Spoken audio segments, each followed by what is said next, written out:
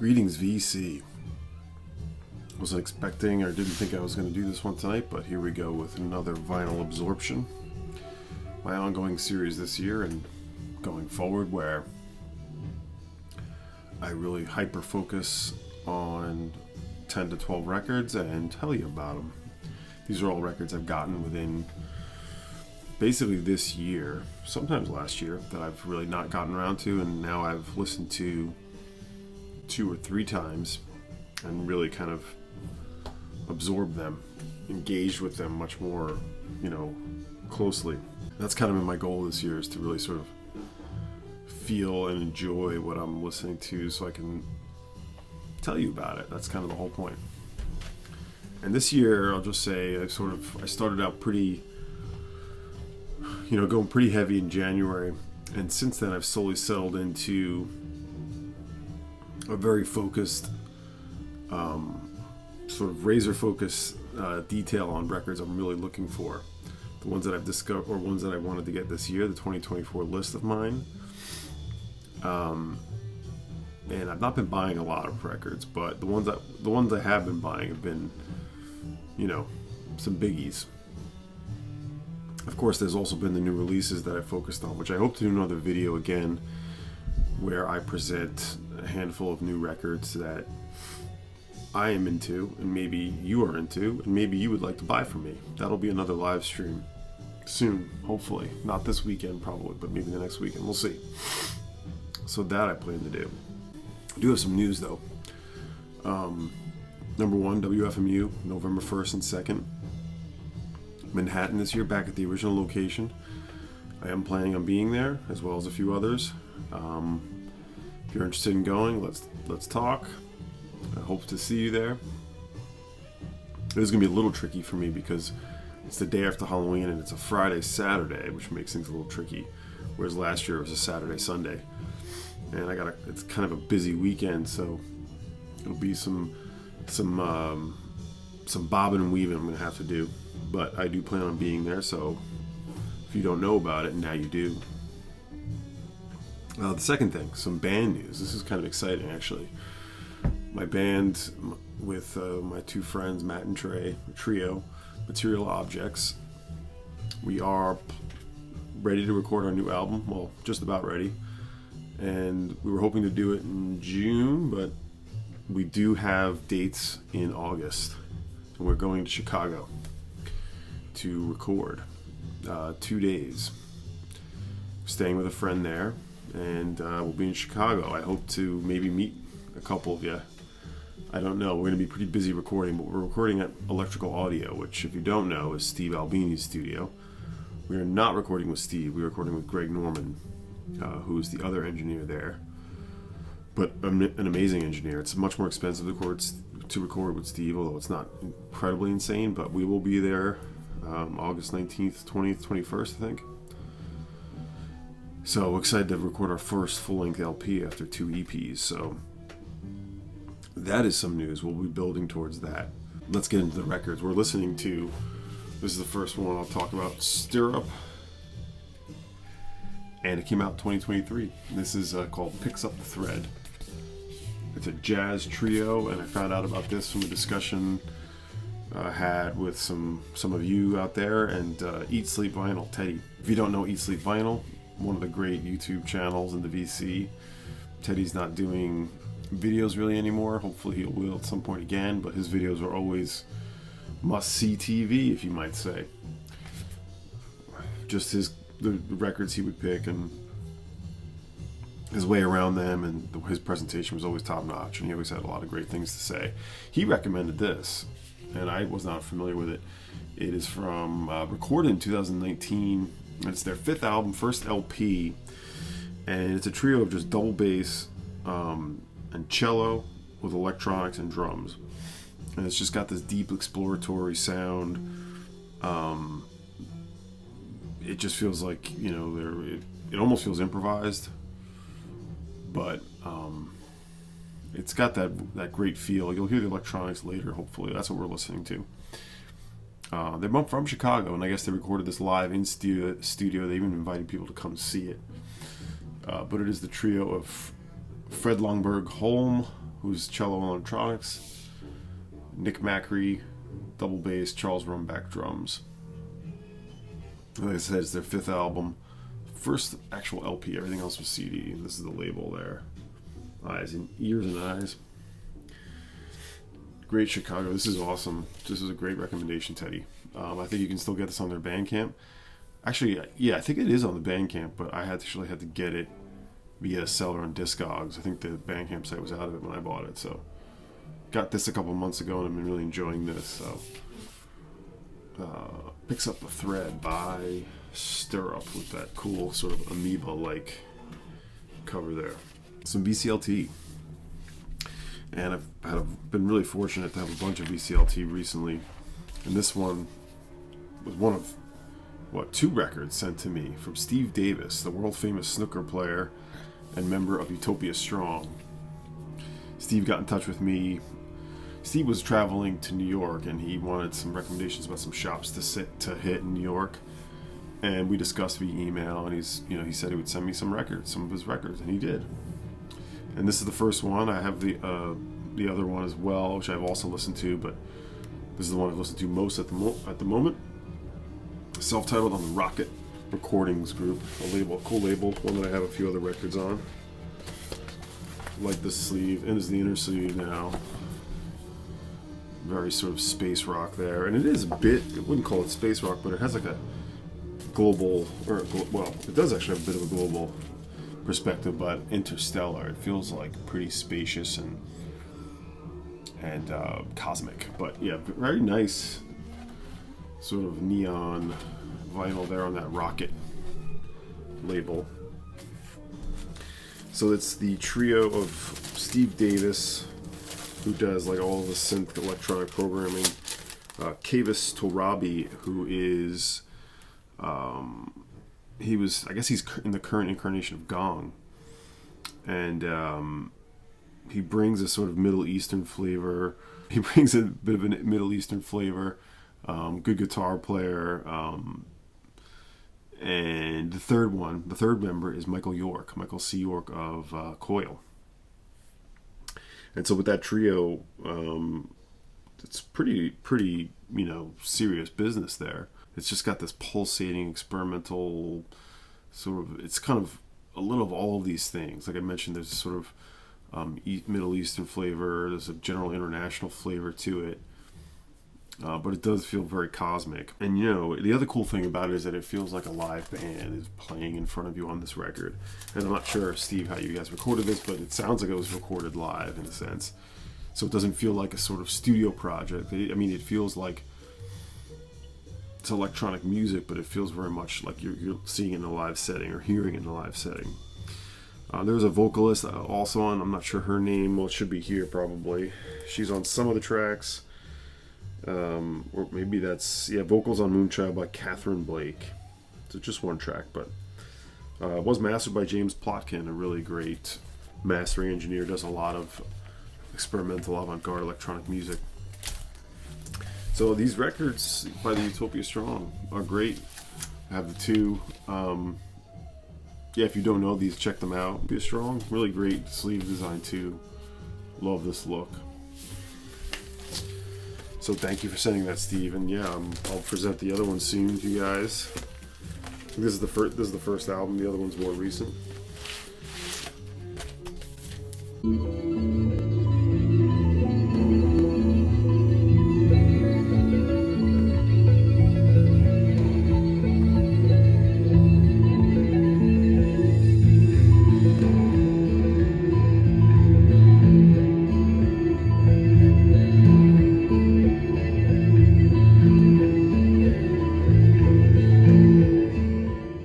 This one is a drone minimal duo that I've talked a whole ton about, but they're playing with 2 other people for a one-off record from 1995. The group is called Once Dreamt, and it is Wendy and Carl, right there, from Wendy and Carl, along with Randall Neiman, and Randall Neiman is in Fuxa. A few other projects, Unexplained Transmissions, and the other person She runs the label. Let's see, hold on a minute. Yes, very much. It's from 1995, one and only pressing. Brenda Markovich. She runs the label Burnt Hair, or did run the label anyway. This is recorded 94, 95, and yeah, Wendy and Carl guitar, both playing guitars, Moog percussion keyboards. Randall Neiman is guitar Moog as well. I'm sorry, Wendy's the bass. Wendy's the bass and the vocalist in this group, as she usually is in the Wendy and Carl stuff. But if you like Wendy and Carl, you'll love this. It's a little more of a shoegaze group, although there's not really any drumming. A little bit of drumming, but it feels a little bit more.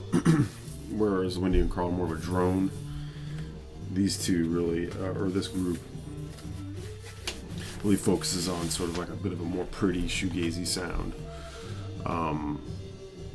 Yeah, Randall Neiman, of course, I've mentioned of Fuchsia. I've showed a couple of Fuchsia records. And this is on the Blue Flea label, by the way, Wendy and Carl's label, 1995. Once Dreamt. Yeah, dreamy stuff. Dreamy and beautiful stuff. But definitely cosmic and sort of, less poppy, for sure. This is like ambient, mood music kind of, so. Got this probably January as well, February, and slowly been digesting. Just lovely music for, well, it was lovely in the winter. We're now in the spring, so that is Once Dreamt.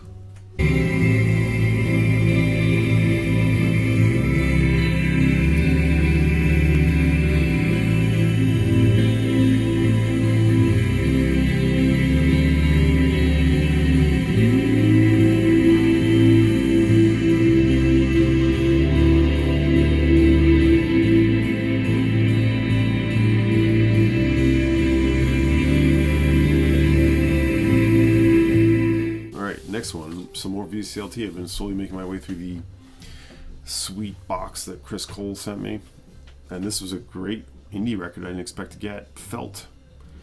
Their what is it? First LP, I think it is. There were a few singles before this, and this is sort of like the second UK pressing. The first UK pressing doesn't have this black bar here.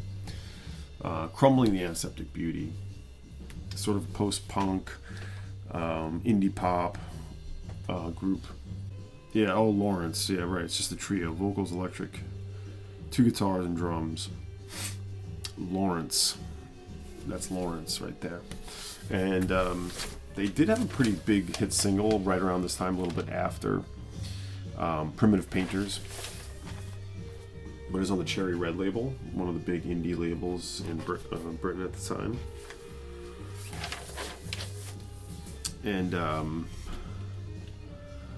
let's see. Yeah, it does sort of call to mind like Durutti Column, Vinnie Riley's, that sort of texture. It doesn't sound like them. I don't think anyone really sounds like Durutti Column in a way.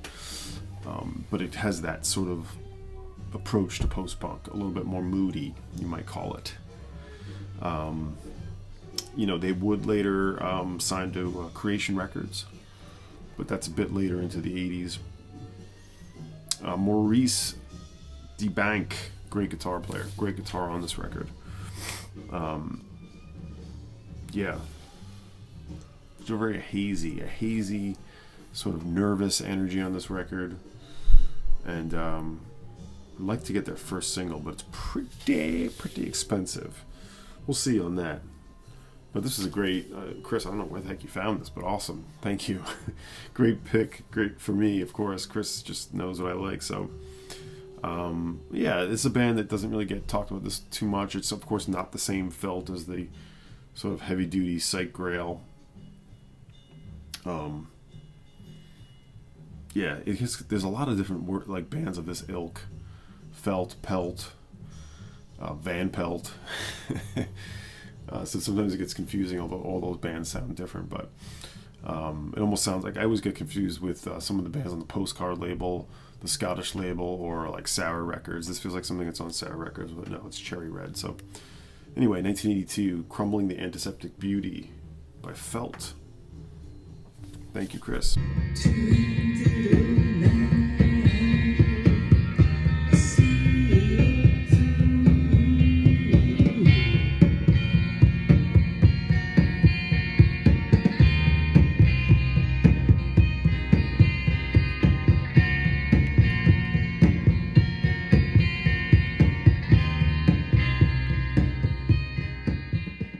appears like space is the theme of this episode. Experimental audio research. I found this at Angry Mom a couple of months ago. This is the first album, Pete Kember's pretty long-running group that he did, Sonic Boom, aka. This is on the Sympathy for the Record Industry label, the American label. I think that was only pressing. I'm forgetting off the top of my head, but maybe we'll play some of this after. But there's not a ton to really add to this. Of course, this started after Spaceman 3 ceased to be around, and Spiritualized started with Jason Pierce, and Pete Kember started doing this group. And there's a bunch of these records. Some of them go, a little more out there. Well, this is pretty out there. He would work with Kevin Shields a bit. But, some real garish cover art. But Mesmerized, 4901, as this LP is called Mesmerized. I didn't tell you that, but as I'm reading the titles. Produced and mixed by Sonic Boom. It's basically all him. Ear is a loose affiliation of non-resident sound makers, including from time to time Sonic Boom, Spectrum, Spaceman 3, also did Spectrum, Kevin Martin, of course, Godflesh, Kevin Shields, My Bloody Valentine, and Eddie Prevost, AMM, amongst others. So yeah, if you like that, cosmic drone, dreamy, repetitive, a bit of a, ambient record, I suppose you might say. This is great. From 1994. Very much a group of the 90s experimental audio research. So, here we go.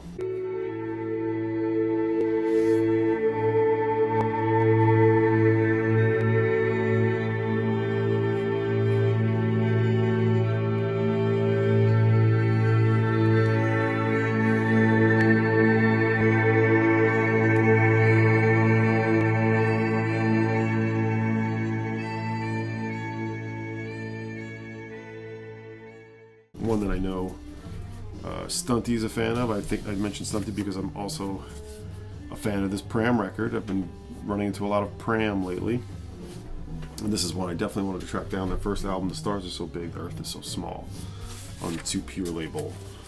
There is a reissue of this on the Medical label too. I love this band.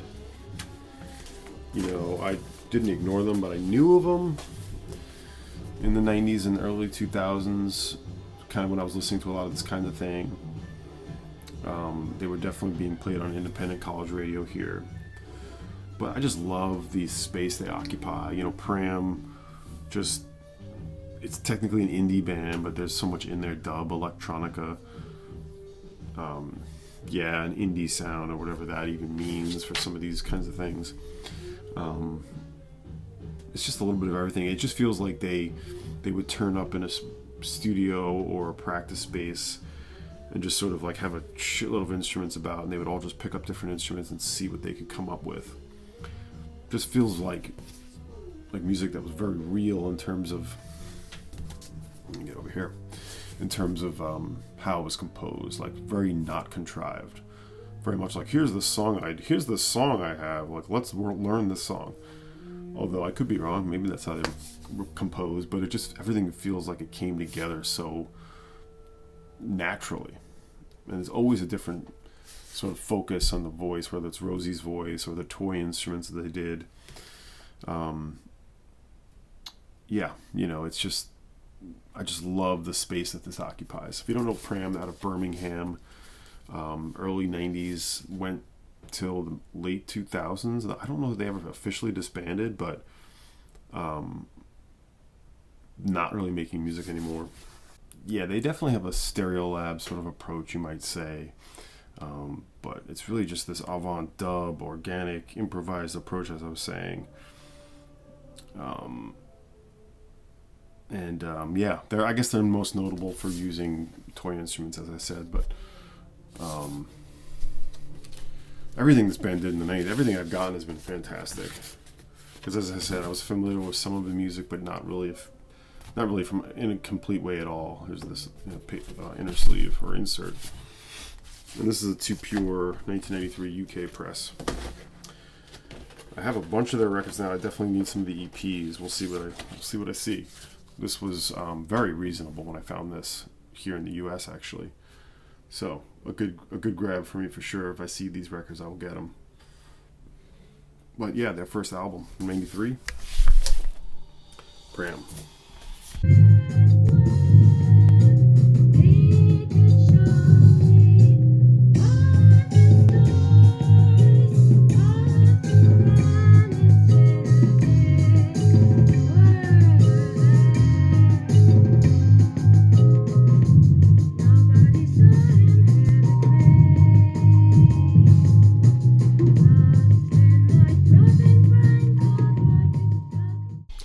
Alright, moving into jazz.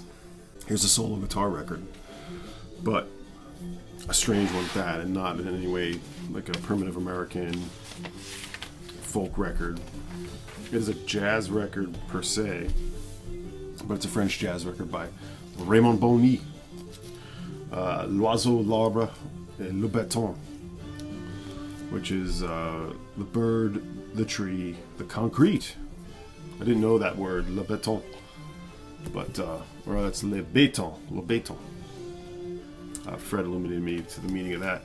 But this is from a great French guitarist who, pretty unknown, but what he was doing here is recording solo jazz guitar, but overdubbing and sort of like playing with himself, of course. He did have a record on Palm. It's a bit of a different thing. Did some recordings with Joe McPhee, Raymond Boni. But it's just a very interesting style, this thing. It's not so much like, technique related. It's really like you're hearing him sort of wrestle with the guitar at times and really play with the guitar as a physical, in a physical way. It wasn't just about doing jazz guitar runs, but like you hear the sound of the strings being, pulled and yanked on, and very fragmented style. It's very much an avant record, really. And it really, to me, would influence, I don't know if it did, but it calls to mind what Bill Orcutt would do with Harry Pussy, and Bill Orcutt is doing more recently, which is great. But it's very sparse, lots of fragments. And it's just nice to hear sort of like just the actual physical sound of what the guitar does. And I mean by that just it's textural, like you hear like the guitar being fucked with. But yeah, it's not about technique, and it's just heavy on sort of like string feel, and just really interesting. Definitely not going to be for everyone. It's on the Futura label, nice the green label here. Really good. I love this one. He's still making music today. He would do plenty more. This is his first sort of record on his own. I think it's from, I don't have the date in front of me here, but we're talking early to mid 70s, I think, on this. Oh no, it is 71, so earlier. Recorded in Paris, 1971. So Raymond Boni, L'oiseau, l'arbre, le béton, on Futura. There's the back there. Great sleeve design too. So.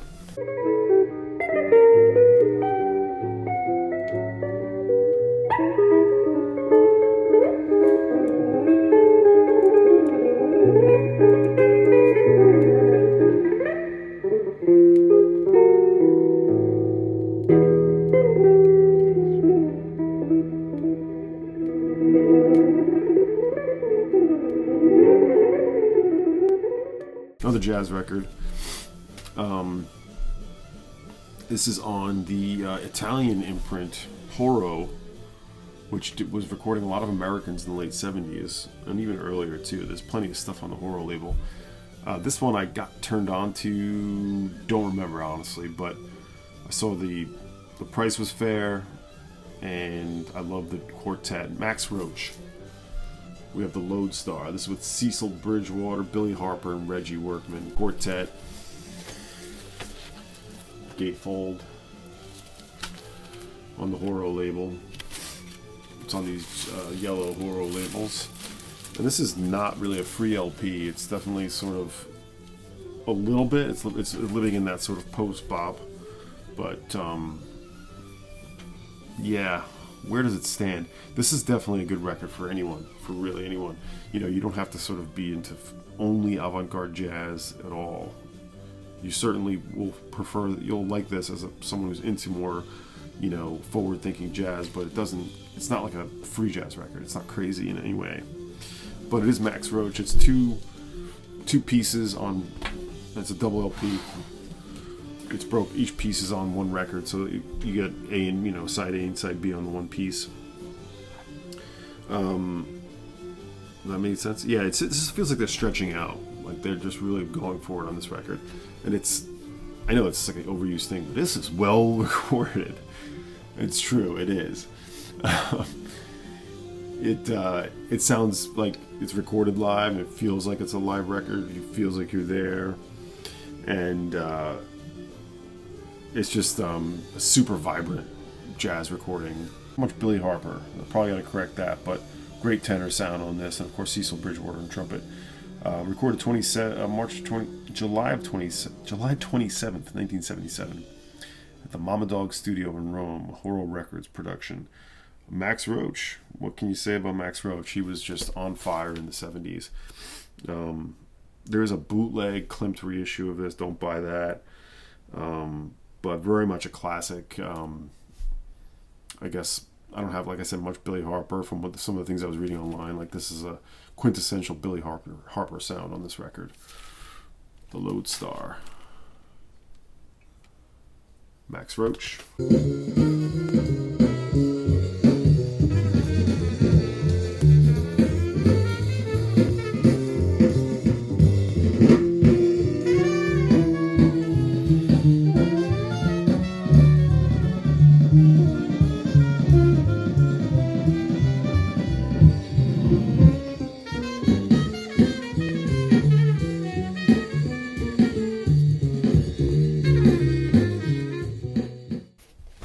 Here's the record we're listening to now. Folk Magic Band, an Italian group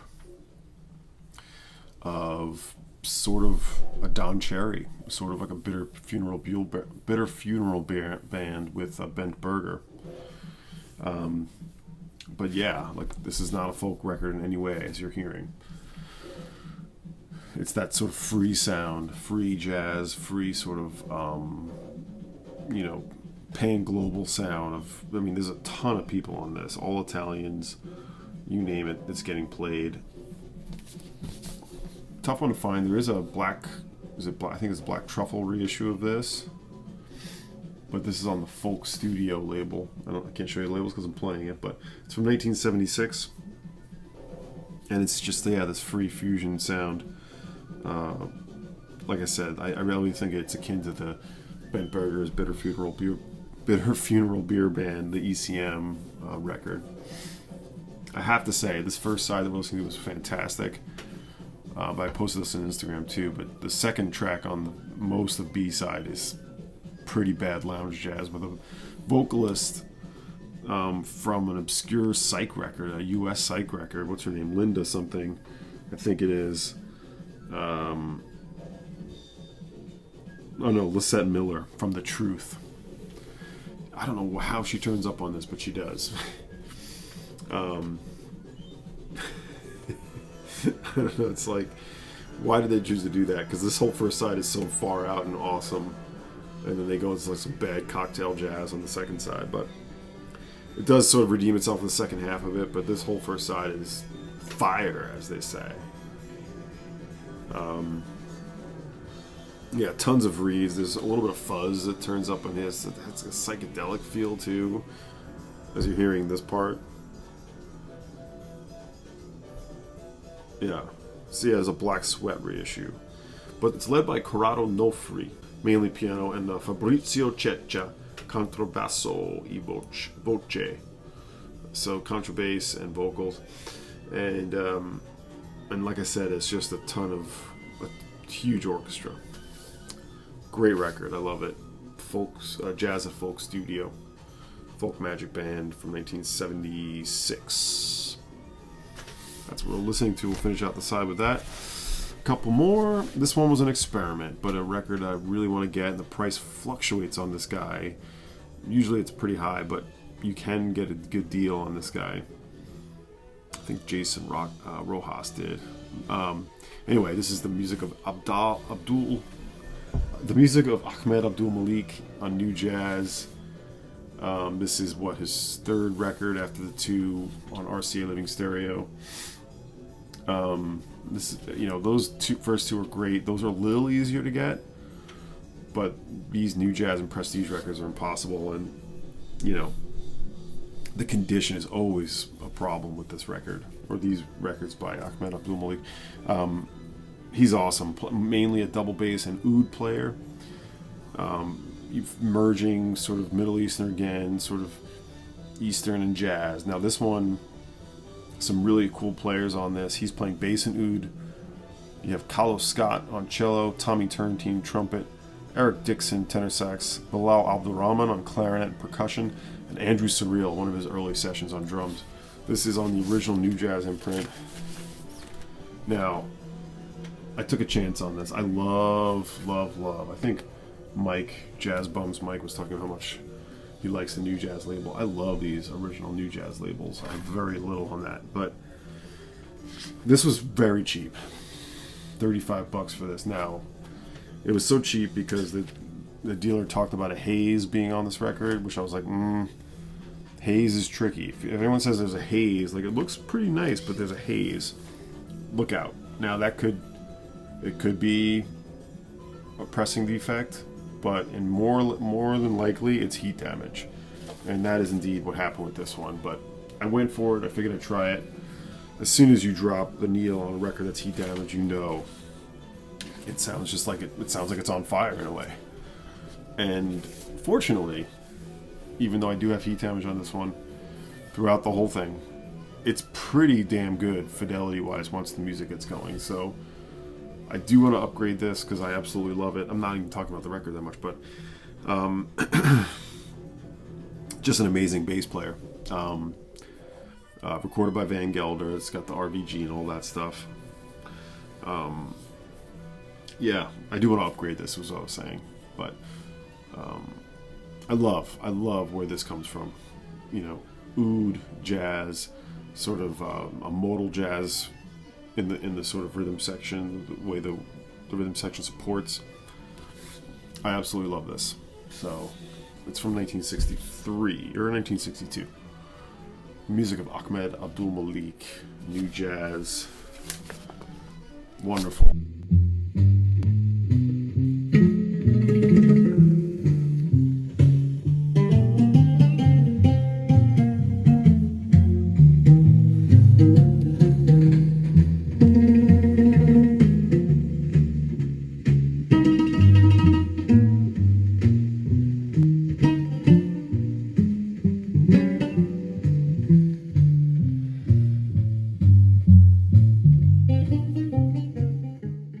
Here's one I got a great deal on eBay. This popped up on eBay. Took this home for like $25. A Folkways I wasn't really looking for. I have like a saved Folkways search, so anytime Folkways comes up, I see them. But this is the Indian music of the Chiapas, Mexico, Volume 2. Ethnic Folkways, the modern Maya. And this was interesting, super interesting. It's on these white... what is this, 74? Or no, 1977, but recorded 72, 74. And it's not just like what you might think. Some really, how I describe these songs. Strange, just strange. Interesting and strange. You're listening to sort of, people just playing music that is from their community. Essentially, you're hearing them in the field, making them as they made it. But there's definitely a strange quality of these songs, almost like kind of harsh at times. It's recorded by Richard Alderson, who was the archivist on this. At times it sounds kind of chaotic and primitive and sort of harsh, as I said, but Just very interesting, you know. It's just, you're hearing music that you wouldn't get to hear, I think, you know, folk and tribal music from a very small community. And I just love, I was very surprised about like how the music sounded and sort of what was done and what they did. I'm not describing this at all very well, but I'll tell you about some of what they have on here. 12-string guitars, violin, large harp, voices, guitar, violin, there's flute, mandolin, trumpets, all different kinds of percussion, bells, harp, as I said. Really cool sound.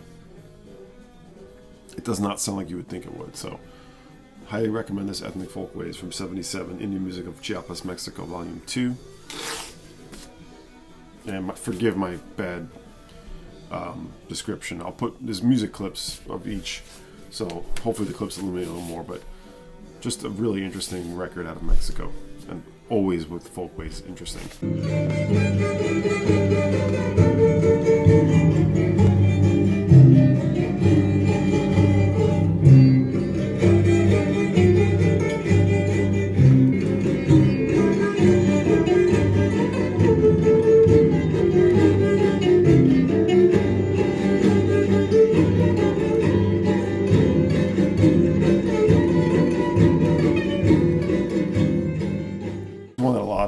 Because it was a cheap dead stock record going around, but this thing is great. I mean, do not sleep on this while you can get these.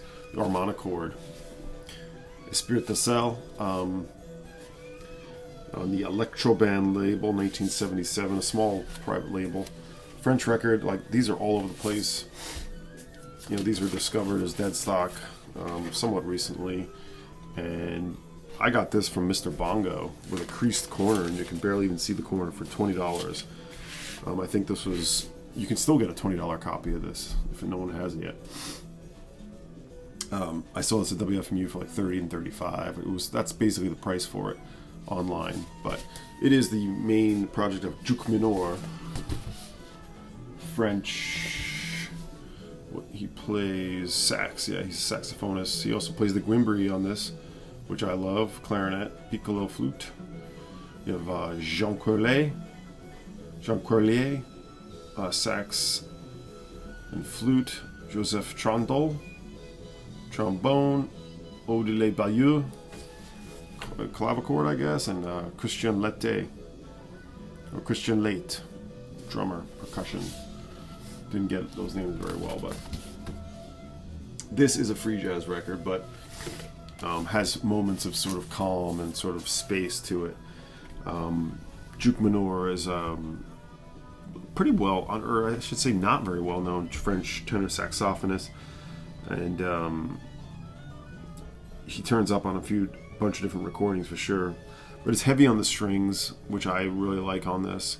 At times it definitely will challenge you, but like I said, there's definitely some moments of sort of calm and, I wouldn't call it tranquil, but beauty.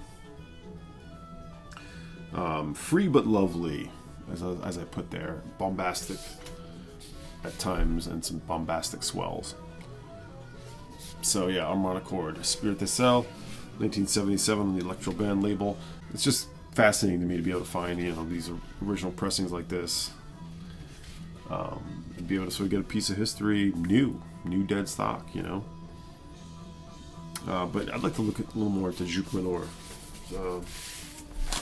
because I really hear some cool stuff. I really like the perspective I'm hearing.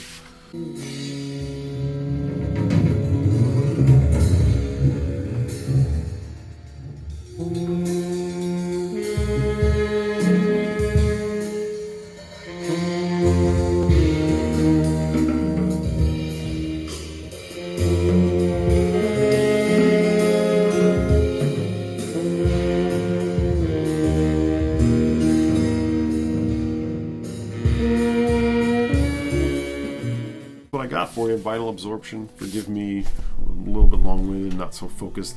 Getting over COVID too. I just had COVID last week for the second time, so I'm still sort of getting all that sorted. But yeah, thanks for being with me, and I hope you enjoyed that. Leave me a comment or two. Continue to check out the Acid Archives too. That's still happening. That's all there is to it, and more to come, of course. Hope everybody's doing well. See you next time.